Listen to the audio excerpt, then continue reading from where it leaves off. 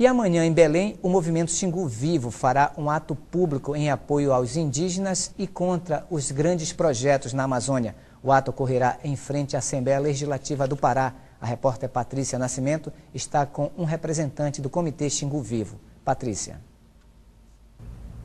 Marcos, nós vamos começar agora com o Maurício Matos, que é, como você disse, um representante do movimento Xingu Vivo para Sempre. E antes da gente começar a nossa entrevista, a gente quer lembrar você que está nos assistindo que você pode participar, mandando sua pergunta ou enviando um comentário pelo telefone 4006-9211.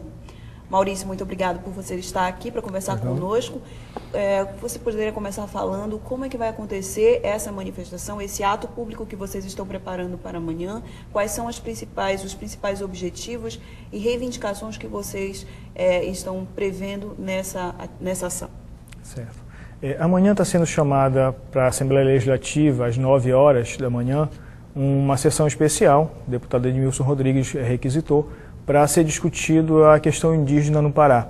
Todo o problema que envolve a questão de demarcação de terras, todos os problemas que os povos indígenas têm enfrentado, considerando que amanhã, depois de amanhã, dia 19, é comemorado o Dia do Índio. E os movimentos sociais, aproveitando essa sessão especial da Assembleia para discutir, vão estar fazendo na frente da Assembleia, na praça, um ato público em apoio à luta dos povos indígenas e, como já foi colocado, contra esses grandes projetos que têm sido impostos de maneira autoritária na Amazônia e têm destruído o meio ambiente, culturas, a questão social na região. A gente está esperando que alguns povos indígenas estejam presentes amanhã, né? Inclusive uma delegação de operários de Belo Monte que estão aqui em Belém fazendo várias denúncias sobre problemas trabalhistas ocorridos nos canteiros de obras.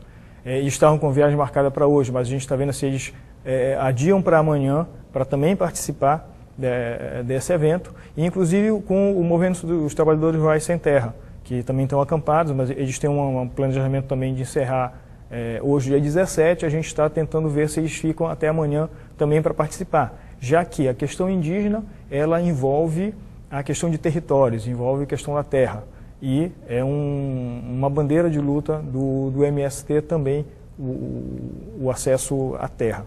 A expectativa que a gente tem é de reunir uma grande quantidade de pessoas, inclusive deve ter uma apresentação de um grupo de teatro, lá a gente deve fazer uma encenação lá na praça, relativa a essa questão, como os povos indígenas têm sido tratados, como tem sido a luta deles nesses 513 anos de resistência que tem ocorrido.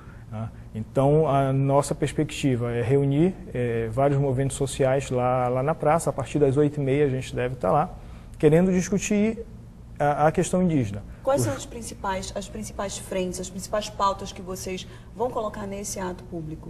Dentro dessa questão indígena, a questão de território, a questão também de outros problemas que acontecem, que têm acontecido, que a gente tem visto, né, serem anunciados, por conta da implantação dos grandes projetos, principalmente da hidrelétrica de Belo Monte, como a questão de tráfico de pessoas e outras questões. Quais são as principais frentes que vocês vão discutir no ato?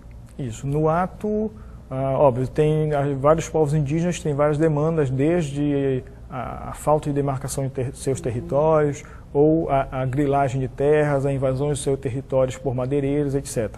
Nós do Xingu Vivo, além de abarcar todas essas questões, vamos estar tratando dos impactos que têm sido causados, tanto pela hidrelétrica, pela construção da hidrelétrica de Belo Monte, né, sobre a população indígena, inclusive, e os impactos que estão sendo já acontecendo em relação às hidrelétricas que estão sendo planejadas por Tapajós.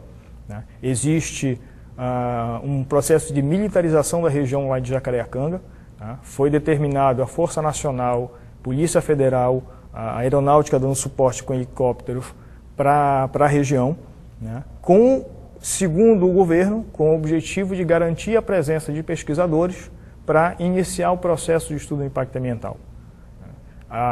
Tem uma decisão da Justiça Federal ontem suspendendo essa operação, mas as informações que a gente tem hoje pela manhã, antes de vir aqui para a TV Nazaré, é que essa desmobilização de tropas ainda não está acontecendo.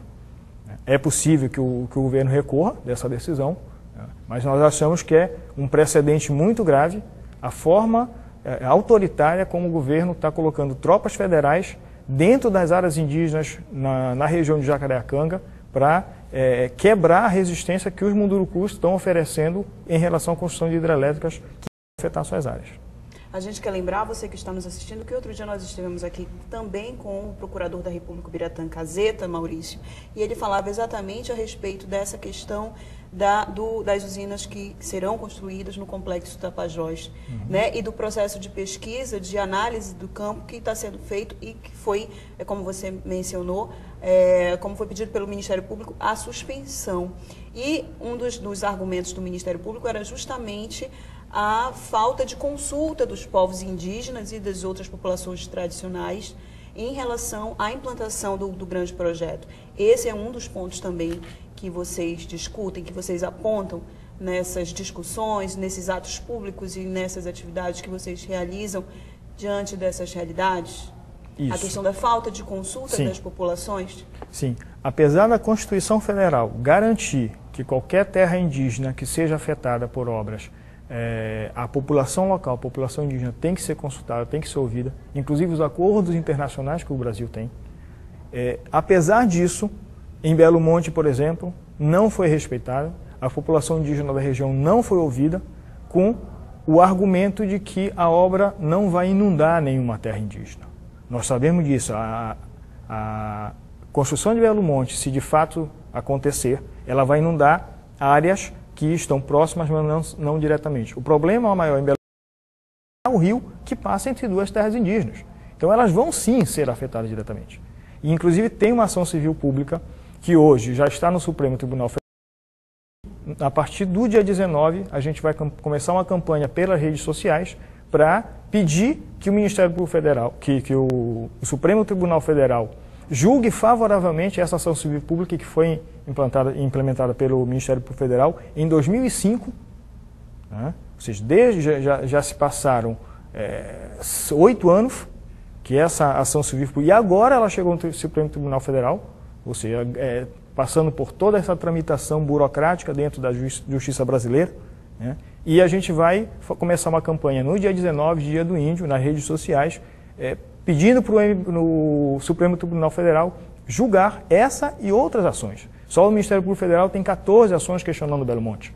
Existem outras entidades, outros organismos que têm outras ações, somando, dá cerca de 50 ações contra alguma das fases do processo de construção de Belo Monte. Tá, ok. Muito obrigada, Maurício. A gente volta a falar sobre esse assunto no próximo bloco. Você que está no... Lembrando que você pode participar pelo 4006-9211. E vamos retornar com a repórter Patrícia Nascimento, que está com um representante do Comitê Xingu Vivo para falar sobre a construção da usina hidrelétrica de Belo Monte. Patrícia. A gente continua conversando com Maurício Matos, que é representante do Movimento Xingu Vivo para Sempre, e você pode continuar participando das nossas entrevistas ao vivo pelo 4006-9211. Maurício, vocês do Movimento Xingu Vivo para Sempre, vocês têm informações a respeito da realidade urbana de Altamira depois do início da implantação, da construção da usina hidrelétrica de Belo Monte? Recentemente a gente teve um caso de resgate de mulheres que estariam supostamente em situação de sexual, né, dentro de uma área em Altamira. Esse é um dos problemas, a gente pode falar, uma das realidades vividas após o início da construção da usina. Existem outras que vocês identificaram? Sim, óbvio, como uma cidade, como qualquer outra cidade brasileira, existia uma rede de prostituição, existia vários problemas relacionados à exploração sexual. Agora, com a chegada com a implantação, o início das obras de Belo Monte, isso explodiu e já era esperado e já era denunciado antes, ou seja, o governo estadual, o governo federal, a justiça brasileira, o legislativo brasileiro, eles sabiam que esse problema iria acontecer, porque já havia sido denunciado considerando os estudos feitos em outros grandes projetos implantados, seja na região amazônica ou em outros locais. E, diferentemente do discurso, a região não foi preparada para solucionar esses problemas. Então, era do conhecimento das autoridades, digamos assim, né? E nada foi feito para impedir. Pelo contrário, descobriu-se que o local da prostituição, o local onde existia o tráfico humano, tá? Ele estava dentro da área determinada como de interesse público e que seria desapropriada. Ou seja, as casas dos moradores, Vila de Santo Antônio e outras agrovilas da região, elas foram destruídas, mas dentro dessa área. Mas o bordel, né, o tráfico humano, a exploração sexual existia. E a Norte Energia diz que não tinha conhecimento. É impossível que isso aconteça. É impossível que não tivesse conhecimento de algo que estava acontecendo dentro de uma área que legalmente é de sua responsabilidade fiscalizar e que inclusive tinha um telefone, onde os operários, os engenheiros de Belo Monte telefonavam e ia uma van buscar os empresários até a Boate Xingu. Então, não pode dizer. E essa realidade aumentou não só nessa área, quanto também em Altamira. Vários problemas vieram. O falar do desenvolvimento que viria para a região, a população ainda não vê. O que tem acontecido lá? Aumento desenfreado da inflação, os imóveis, aluguéis cada vez mais caros, a população muitas vezes não tendo mais condições de pagar aluguel, tendo que se retirar para áreas mais afastadas e que acabam ocupando inclusive áreas, né? O preço dos alimentos, né? Todos os problemas que um grande empreendimento como esse causa numa região. A gente pode falar do aumento do índice de violência? O índice de violência, tráfico de drogas. Altamira antes, a droga era considerada como um ponto de passagem. A droga passava para Altamira para ser distribuída em outros locais. Hoje, Altamira é ponto de recepção. A droga vai para lá. Existem aumentos de 500%, de 200%, dependendo, cocaína, crack, né? A prisão de pessoas, né? O aumento de homicídios, e isso são dados da Polícia Civil. A Norte Energia, inclusive, uma vez questionou o movimento Xingu Vivo por estar divulgando algumas informações que, segundo eles, eram inverídicas sobre o aumento da violência. Só que nós retiramos essas informações, esses números, das próprias estatísticas da Polícia Civil, né? Então, ou seja, de fato tem aumentado a violência lá, como já era de esperar, como já havia sido denunciado. Agora, Maurício, você me falava anteriormente que a construção a construção da usina já está num ponto de 30%, né, mais ou menos. Isso. Qual é a perspectiva do movimento a partir de agora? Ainda é o cancelamento da implantação da usina ou é a implantação de medidas, das medidas condicionantes, né, as medidas que compensem a população dos danos causados, possíveis danos causados? Quais são as principais perspectivas nesse sentido do movimento? Certo. Bom, nós entendemos que as condicionantes, elas não vão sair do papel. Tem muitas informações, promessas que vão ficar apenas nisso, como promessas de desenvolvimento para a região, como outros grandes projetos já foram implantados aqui na Amazônia com a mesma promessa e que até hoje, Tucuruí, por exemplo, é uma realidade. Até hoje, a população local tem problemas. Então, em relação a condicionantes, nós temos uma avaliação que elas não vão ser cumpridas na sua totalidade, como é o discurso. E nós entendemos que ainda é possível, se nós não trabalhamos com a perspectiva de que Belo Monte seja um fato consumado. Pelas informações que nós temos, cerca de 30% do cronograma da obra foi cumprido.